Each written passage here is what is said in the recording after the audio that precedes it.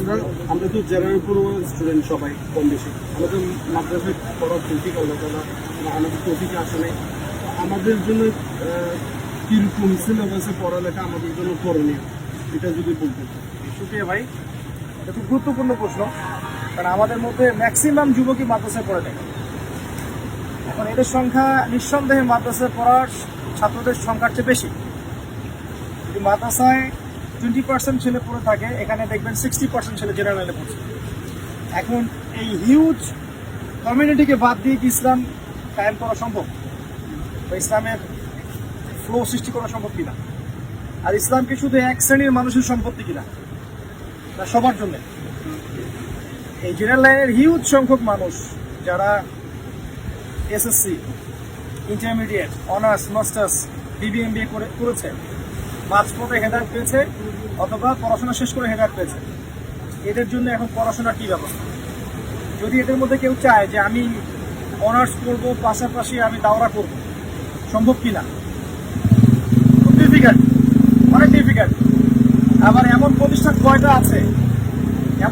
কয়টা আছে যেখানে একটা জেনারেল শিক্ষিত ছেলে জেনারেল পড়ার পাশাপাশি মাদ্রাসার সাবজেক্টগুলো পড়তে পারবে?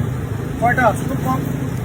আবার এমন প্রতিষ্ঠান কয়টা আছে যেখানে আপনি দেখবেন যে জেনারেল ছাত্রদের জন্য 4 বছর, 5 বছর, 6 বছরের মৌলানা কোর্স আছে। 5 বছর পড়লে সে মৌলানা হবে, 6 বছর পড়লে সে মৌলানা হবে। এমন কয়টা প্রতিষ্ঠান আছে? নিঃসন্দেহে এগুলোর সংখ্যা খুব কম, এবং সবাই এগুলোতে ভর্তি হওয়ারও যোগ্যতা রাখে না, সুযোগও রাখে না। এমনকি আমি নিজের কথাই বলছি যে আমাকে পর্যন্ত এরকম কয়েকটা প্রতিষ্ঠানে ভর্তি নেয়নি। যখন আমি গিয়েছি বলেছে তুমি বিতর্কিত মানুষ, এবং কেউ কেউ টেকনিক্যালি এড়িয়ে গেছে যে না, তোমাকে নিলে আমাদের সমস্যা হতে পারে। তো আমরা তো অনেক সময় বলি যে দিনের পথে হেদায়েতে আসলে আলেম ওলামা সোহবতে গিয়ে থাকতে হবে, পড়াশোনা করতে হবে।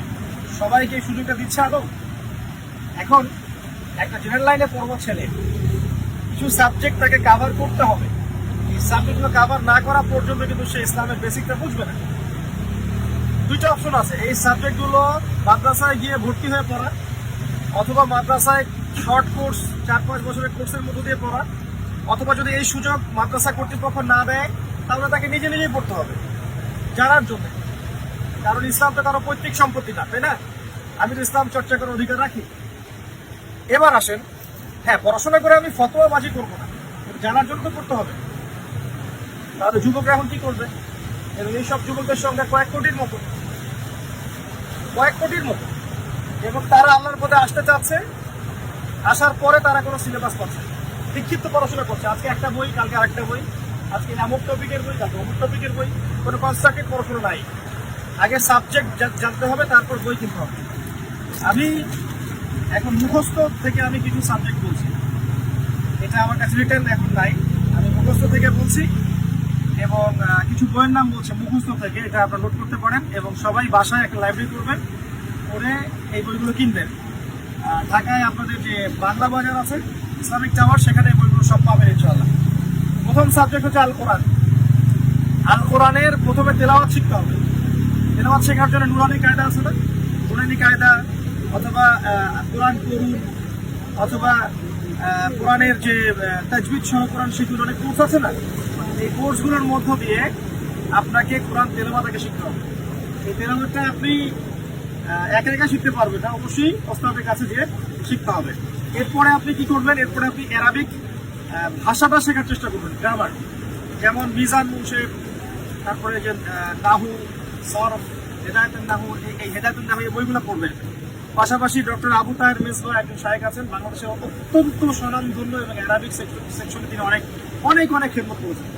তার এসো আরবি শিখির সিরিজ আছে, এটা কিনতে পারেন। আবার বলছি, এই বইগুলো কিন্তু ওস্তাদের কাছে গিয়ে পড়তে হবে।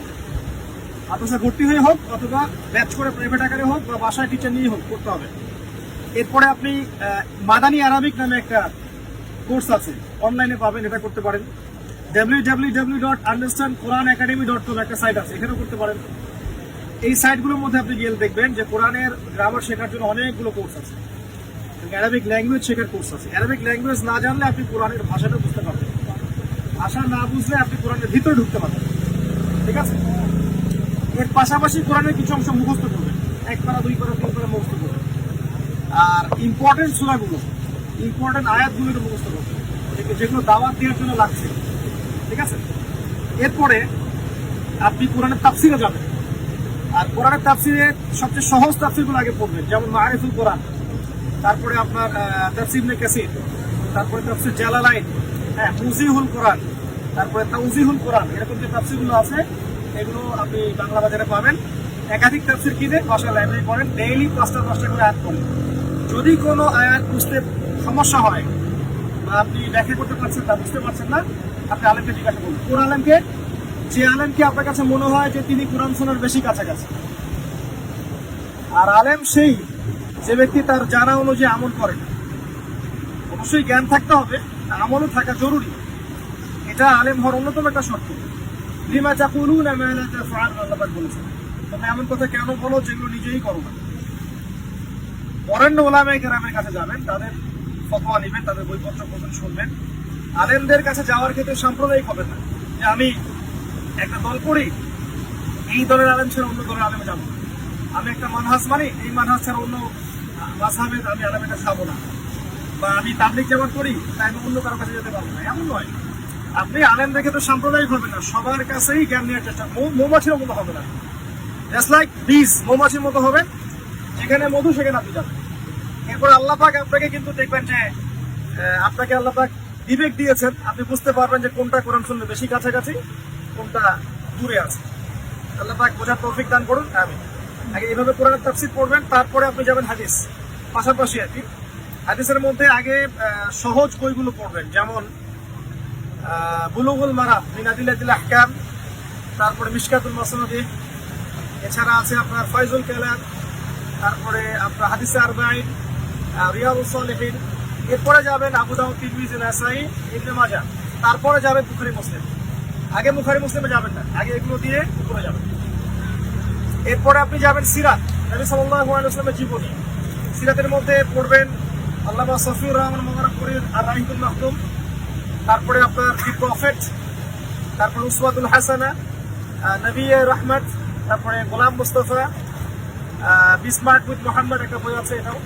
এরকম অনেক সিরাতের বই আছে, ঠিক আছে, সিরাতুন নবী, ঠিক আছে, অনেক বই আছে সিরাতের। আপনি একাধিক সিরাতের বই কিনবেন, একটা কিনবেন, একাধিক কিনবেন, একটা সিরাতের বইয়ের মধ্যে সবকিছু থাকে না, ঠিক আছে।